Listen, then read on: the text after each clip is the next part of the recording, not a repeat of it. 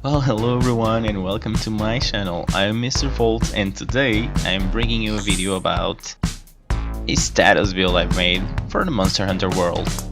This is a really awesome build I've been meaning to share with you guys, and it just works so well. I need to share it, you know. But anyway, this is a build that's focused mainly to be used on the multiplayer mode. Because if you're playing with other players, you just have a lot more fun and it's a lot easier, and you're gonna help them, help you, help me, help them, help you. Anyway, so to make this build, you're gonna start off with 3 pieces of Zorah Magdaros armor, high rank of course, and 2 other armor pieces that have some kind of crit. I used Kaiser and Draken, but you can use any other as you like, okay? I guess that's pretty easy to get, am I right? Poor Zorah Magdaros. She's gonna have to beat him. Anyway, this is the why you want the Zorah Magdaros pieces, because the Zorah Magdaros mastery increases abnormal status effect damage when landing critical hits, and goes for Paralyze, Poison, Sleep, and Blast. If you have critical eye and weakness exploit, you're just gonna be dealing a lot of crits. Alright, you want that. It's a perfect combo. Right, so for this purpose, I'm gonna make a sleep build with a status build, and I use sleep attack and bombardier at max level because that just combos perfectly. You can guess why. And also the part breaker, I believe it's an amazing skill to get when you're using bombs. You know, just breaking 2 or 3 parts of the monster when it wakes up with a bomb explosion, it's perfect. The critical boost is also a really cool boost on the damage, and the fortify skill, to be honest, it's just one of my favorite skills in the game. Small skills, that is. For this build, I will bring with me the Trank Charm and the Apothecary Mantle, and I'll get into it further in the video, why I'm using it, so worry not. As far as decorations go, Critical Jewel and the Tenderizer Jewel are my favorite. Of course, you're thinking, hey, those are endgame things. I know, you don't exactly need them, but you should get more crit if you can. But you can just juke them around a little bit and make the build work for you. I will explain to you how it works, and it doesn't necessarily need to be all about critting and stuff, but it certainly does work. Alright, so let's jump onto the action. For this video, I chose the Tempered Lunaster quest. Why? Because she is a very big pain in the behind. She just is, you know. This is the monster I believe that I got most of my party wipes, and that frustrated me a lot in the beginning. So it's actually when I discovered this build in particular that I said, thank God that I found this, oh lord. It just helped me a lot.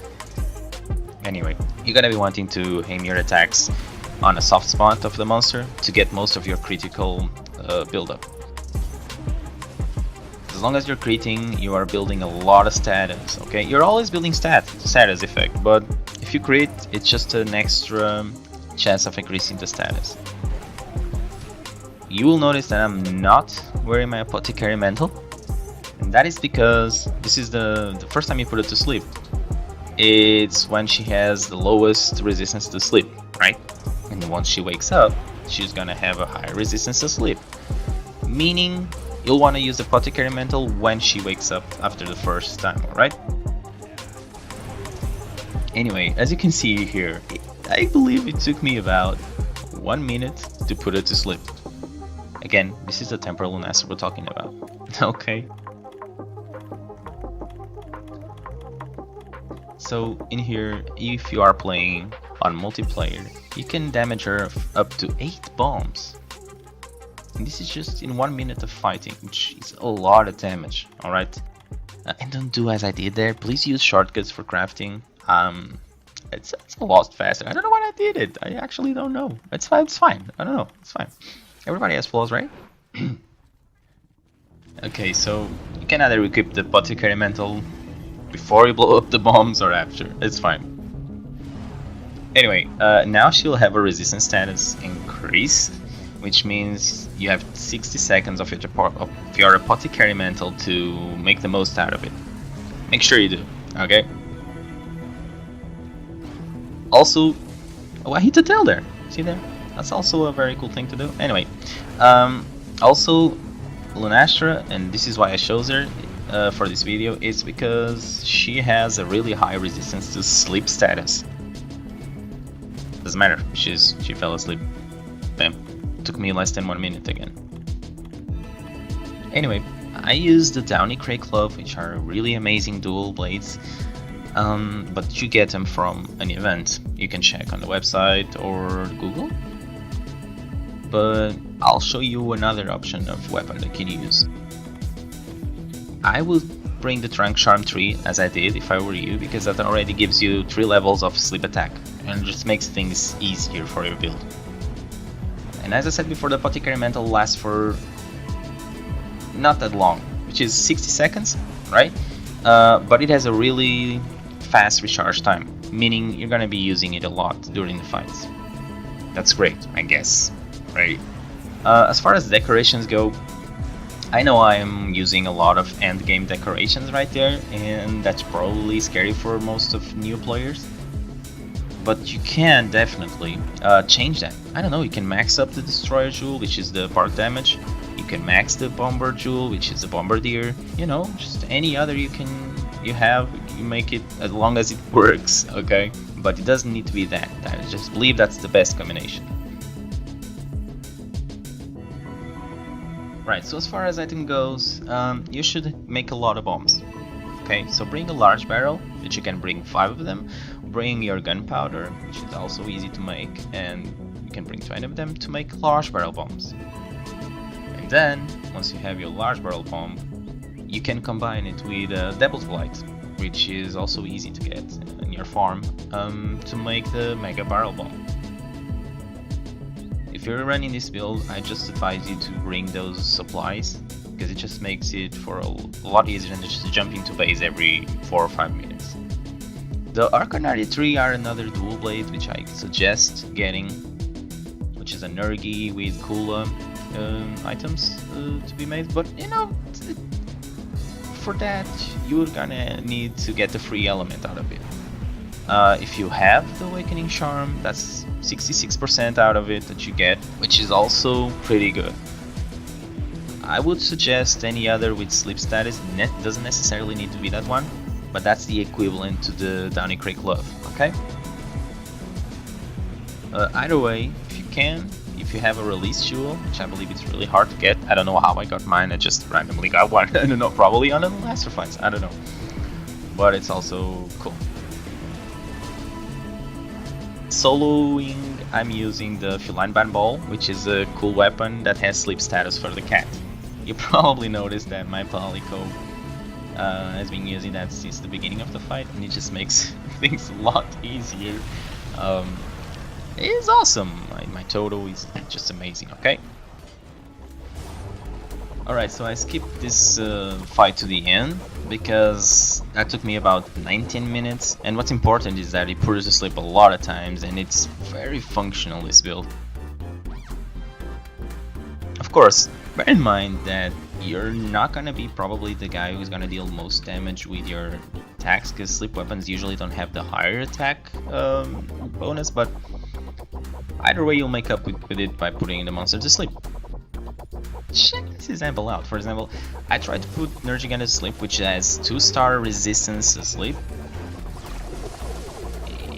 and it's just so ridiculous how fast I could put him to sleep. It's just like, oh, okay guys, I'm gonna fight. Oh god, oh there we go. Oh god, yeah. So as I was saying, this build works really well when you're playing multiplayer, but if you're soloing stuff, if you're a lone wolf, it's fine, you can also use it, okay? Just bring a lot of supplies.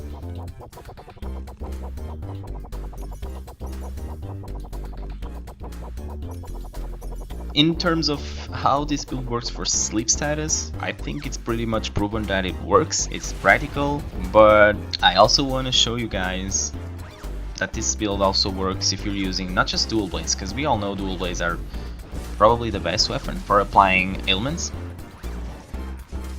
but I will use a great sword and a hammer, and I tried it with pretty much, I believe, with almost every weapon. when I was recording, but I'm not gonna show you that, guys, because that would be really boring. But it just works really well. I guess that using a great sword, which I'm gonna show you next, against another monster that has 1-star resistance, which is a lot of resistance to sleep, it's pretty hard to do this if you're using just a standard build. But if you're using this build, you're gonna be able to put this guy to sleep. Right, I'm using the Radovan slab, and as you can see, it doesn't have much damage, but there's also the alternative, which is the Tara Blaze. It's pretty much the same. I believe they made this to make it fair, that you can get the Tara weapon, but you need the Awakening or the free element skill. Okay, the same that happens with the Downy Crate Glove.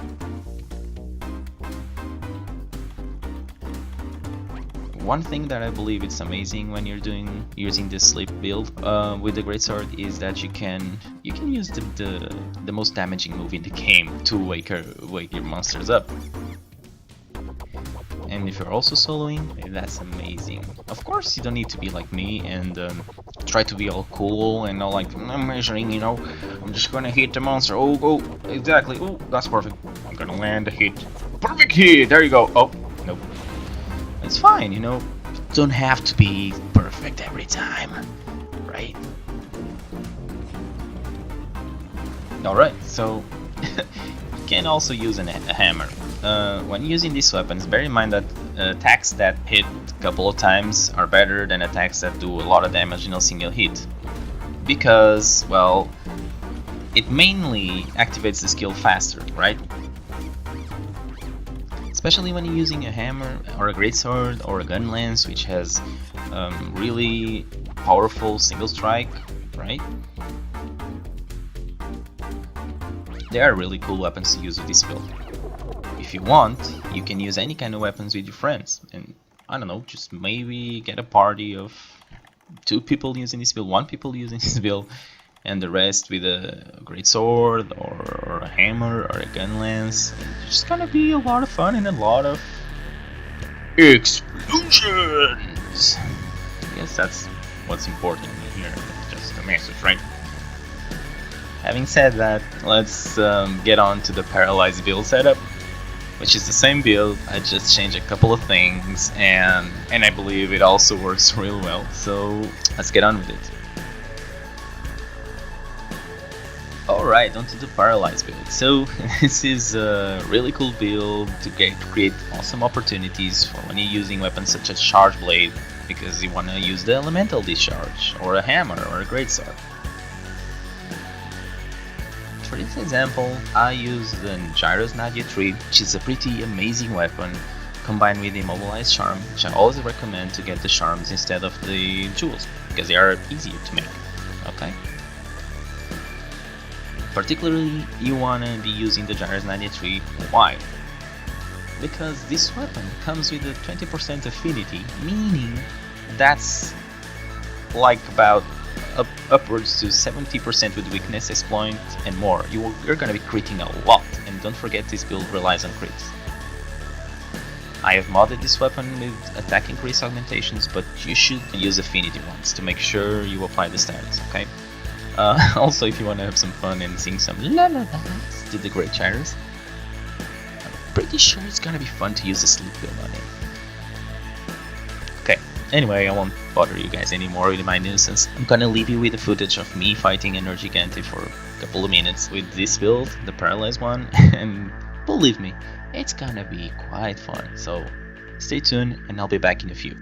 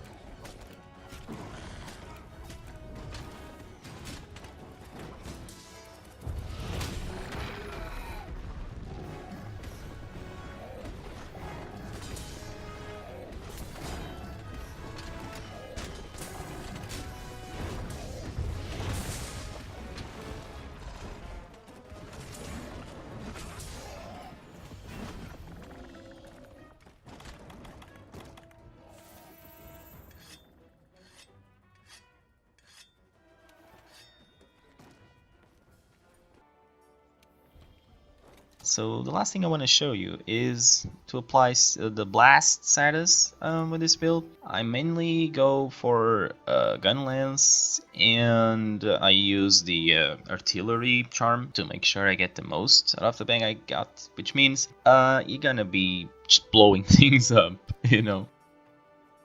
Try to get your blast attack at maximum. This Zorah Magdaros pieces already give you 2 levels of it, so it's pretty easy to get.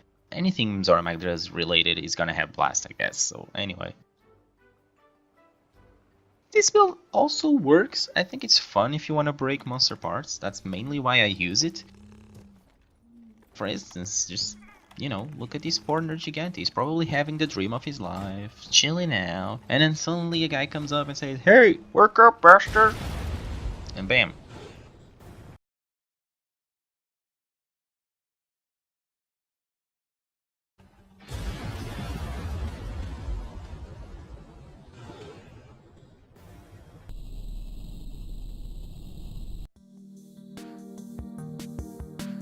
Alright, so that sums it up. Thank you so much for watching the video. I'm really happy I got to make this video for you. I've been meaning to make it for a long time. I love Monster Hunter World and I love sharing the things that I find interesting in the games I play. So here it goes.